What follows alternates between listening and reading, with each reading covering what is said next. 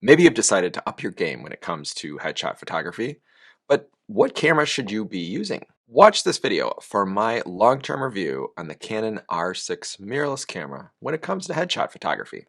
Thanks for stopping by. I'm Scott Lawrence, a full-time headshot and portrait photographer based here in Detroit. For years, I've been a Nikon shooter, but in the last year and a half or so, I've switched to Canon. The Canon R6 has become my trusted tool of choice. So I wanted to take a minute and tell you what's working for me and what, if anything, I miss from my Nikons. For more headshot tips and tricks, be sure to subscribe and ring that bell so you'll be notified when new videos are released. I've got some earlier videos on the Nikon Z6ii and my initial take on the Canon R6, which go into a little more detail.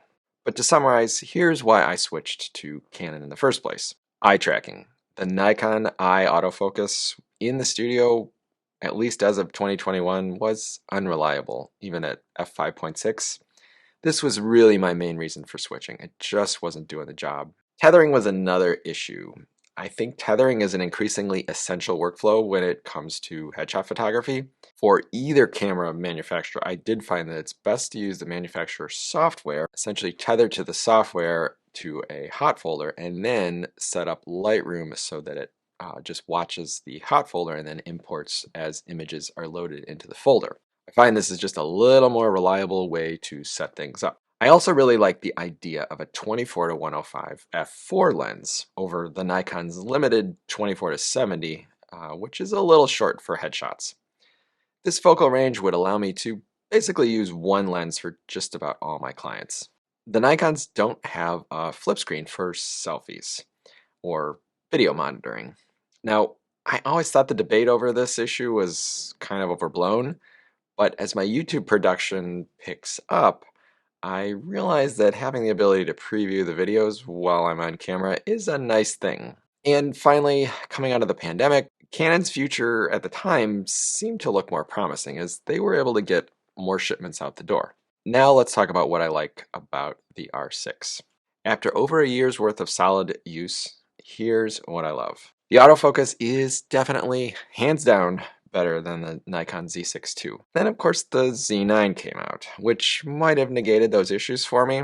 I just was a little impatient. I won't say that the Canon eye autofocus tracking is absolutely perfect. I don't think any of them are perfect just yet, but it's pretty amazing. Even in backlight in my studio, it grabs the right eye.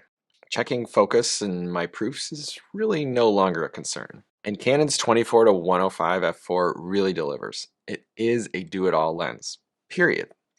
I don't need to reach for my 70-200 nearly as often. And for my typical clients, it's better not to shoot so tight anyway, so the 105 limit is really just about right. And for studio work, the f4 aperture is just fine.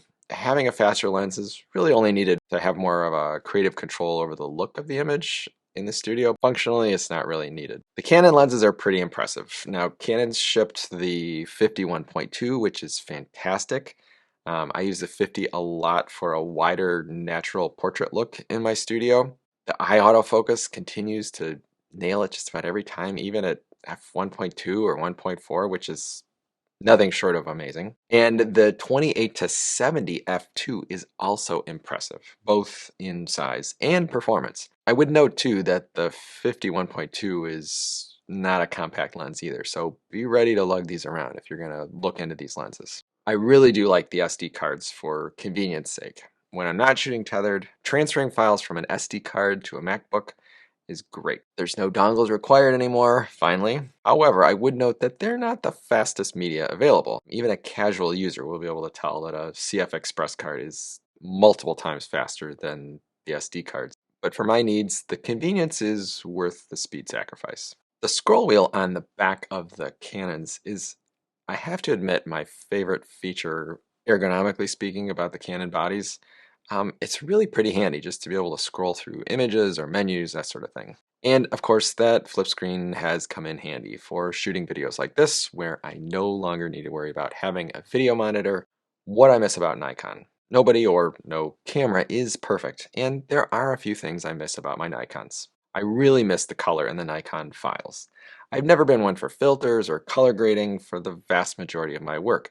I just pick a white balance and go. With the Nikon file, I never remember having to mess with things. The colors were just great out of the box.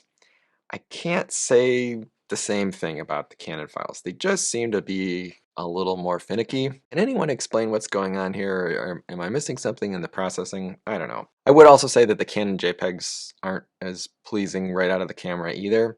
Now, I do mainly shoot RAW in the studio, but on occasion I like the flexibility of the JPEG and the smaller file, sometimes for personal use or if I'm shooting sports. I've also noticed that Nikon had a lot more color consistency between cameras. So when I had multiple Nikon bodies, I felt like I could go back and forth between the two and really there'd be no noticeable difference. That's not the case with my Canon bodies. I have the R6 and I've since purchased an R5. And I do notice there's a big white balance shift between the two bodies. I don't know if this is just a camera to camera specific issue or if it's just something different in the design of these sensors perhaps. If you know why, let me know in the comments. I also prefer the Nikon grip and the body design.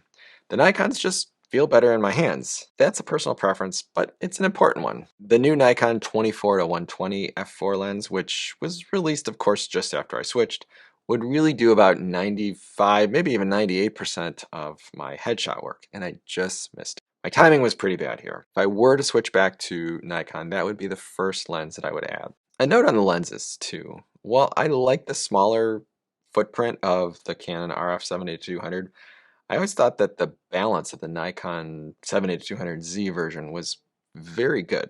I just find overall the Z lenses have better balance than the Canons. So, will I stick with Canon? Has the switch been worth it? Do I have any regrets? Well, here are a few of my observations.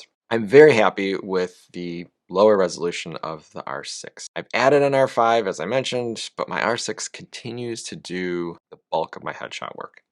I just don't need the high megapixel count. Supply chain issues are still not going away, unfortunately. Both manufacturers still are struggling to keep up with the most popular products. Canon seems to have fared a little better according to anecdotal observations, but who knows? Regardless of the system that you're using, you should be prepared to operate off your backup equipment if needed. If you have to send something in for repair, it may be a while before you get it back. So keep that in mind regardless of which system you use. I would absolutely love to play a little bit with the Nikon Z9, especially for sports, and I think the Z lenses are better suited to my needs as well. Canon seems to have gone with more of a pro lens design for the longer telephoto lenses and then a very consumer hobbyist option with these long telephoto lenses, but they're like f5.6 or f8 or even f11. So I think Nikon seems to have just gone right down the middle and tried to focus on one lens design for these longer telephoto ranges. The Z9 is also a few $1,000s more than on R6. And of course you get a lot more for that money, but I just don't need all those features in most of my work. Nikon has got to bring the autofocus technology into a more enthusiast level camera, probably something in the $3,000 range. And that would get my attention for sure. From a business standpoint, I can't complain. The last 18 months or so, my business has been very good, but I can't really attribute that to using Canon or not using Nikon. Nobody's really asked me what kind of camera I shoot. I never remember anybody asking me that. There's no reason I can't shoot both, but I think there's some value in maintaining some long-term consistency as well. This is good for recurring clients and just getting to know your gear better. So for now, I'm sticking with Canon. But if Nikon wants to let me borrow a Z9 and maybe a 24-120 lens, I won't turn them down. What camera are you currently using for your headshot work? Are you happy with it? Are you considering something else? Let me know in the comments. Thanks again for watching. Be sure to like and subscribe if you enjoyed the video, and we'll see you next time.